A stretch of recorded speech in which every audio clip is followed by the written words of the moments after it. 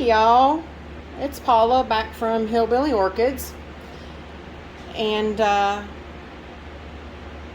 long as I can hack it in this room for right now, I want to do a repot and want to bring you along with me. It is 81% humidity in here and 81 degrees Fahrenheit, so it's really hot. But I recently purchased a Stanhopea Assidensis, and it's a seedling. It's not a bad little seedling.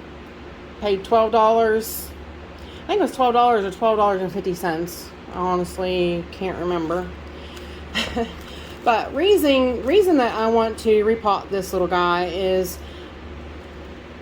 this does not work here. This plant requires a decent amount of humidity, and it likes to keep its roots a little wet. But this has a lot of perlite, leca, pieces of lava rock, and it's just not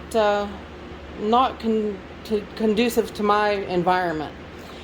So I am, of course, going to use some of the husk that I prepared, which I have a video. I have it made up in video how I make this, so I will share that with you at a later time. But I do have a video on how I prepare my husk. And I got a little bit of charcoal and a little bit of popcorn perlite that I will probably be putting in the mix. I mean, I want it to have moisture for the roots because it's a seedling, but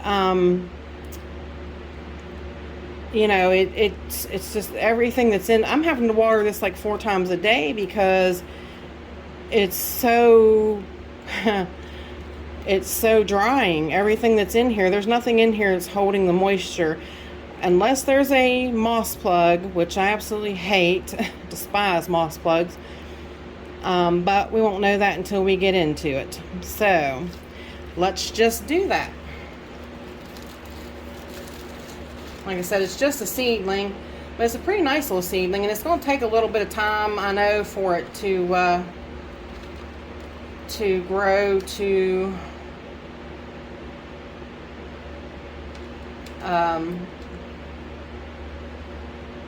size for me to see its blooms. Yeah, see, that's a lot of I don't know if you guys are seeing that, or if I'm close enough, far away, too far away, or what. But there's just too much stuff in there that's drying, and it's all dry. I mean, those roots are wet, but I did water it not too long ago. So, but it really doesn't look too bad. So, and I also wanted to get into it because of it's like a few places that might be some snail damage there and there, so I want to get it treated for snails. I mean, I soaked it real well when it came, but sometimes that will bring a snail out, but I didn't see any.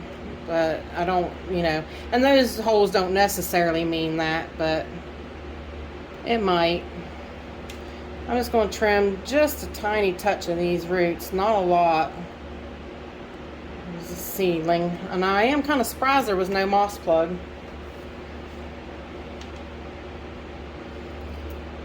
But I definitely am getting this into something more moist. So this is the pot it's going in.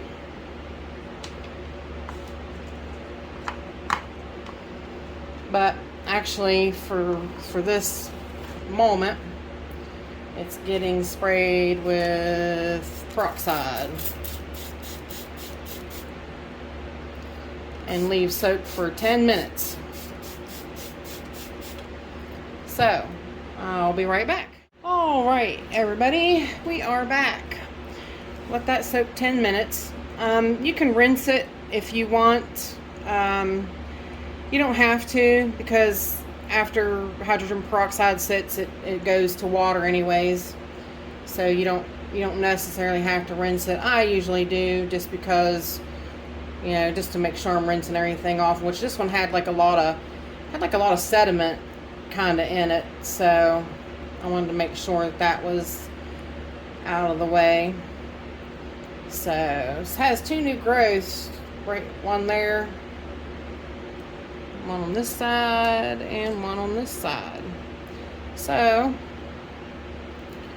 hopefully this will be a good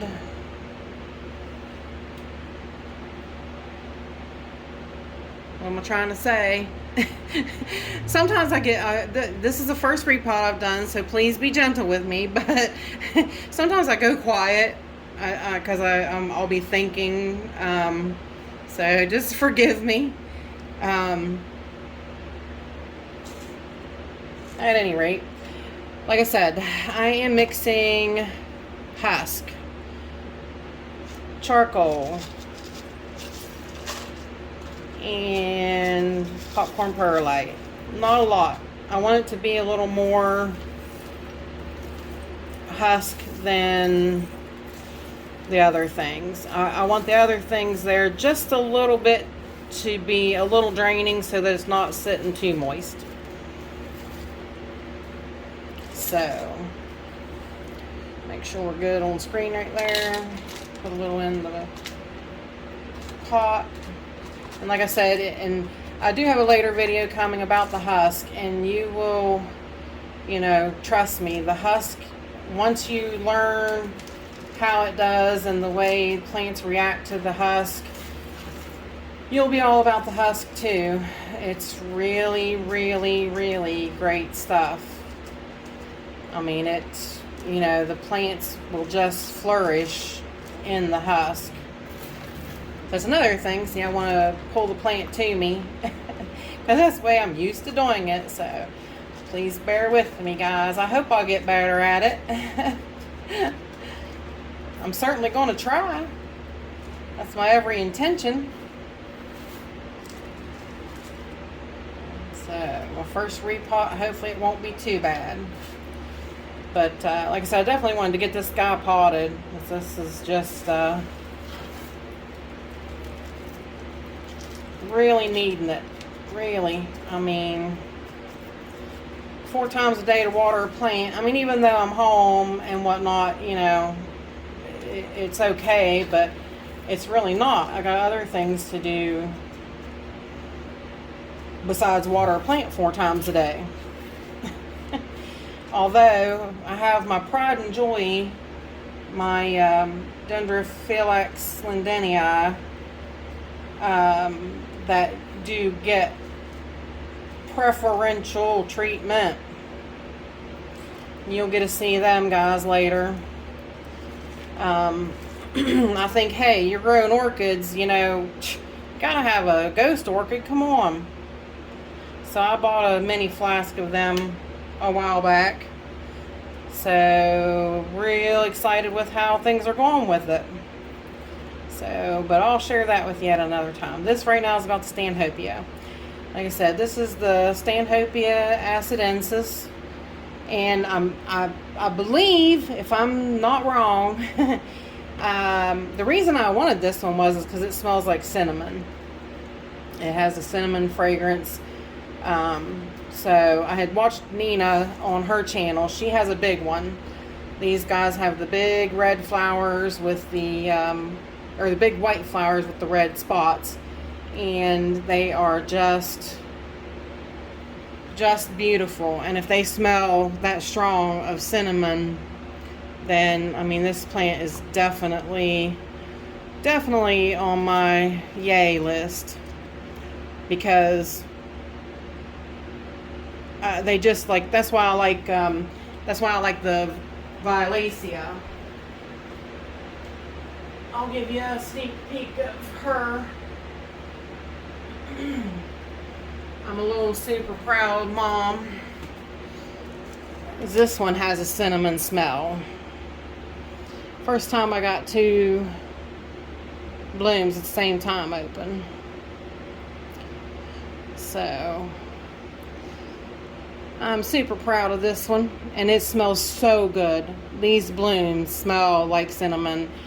I strongly recommend anybody that has Bellinas, they need a Violacea too. Don't sell yourself short. You need this plant in your life. You really do. The fragrance alone, let alone the beauty of the plant. But anyways, this is not a phalaenopsis violacea video. You can jump from plant to plant real easy. But anyway, there is my repot. She's all said, done, and finished. And I hope from this point on, she should really thrive. You know, the reason with the husk being soaked in the cow mag is because now every one of those roots, as they grow, they have access to the calcium and magnesium that it needs to grow. So, you know, it's gonna flourish. You know, usually that's what happens, is that's why the roots grow, is because they grow and then they use up the nutrients where they were, and then, you know, they use all them up and they're like, oh, well, I gotta move on. So they grow a little bit further so they keep growing and reaching for nutrients. So as long as this husk is in there and it has the calcium and magnesium absorbed in it, every time you wet this, you're releasing that calcium and magnesium.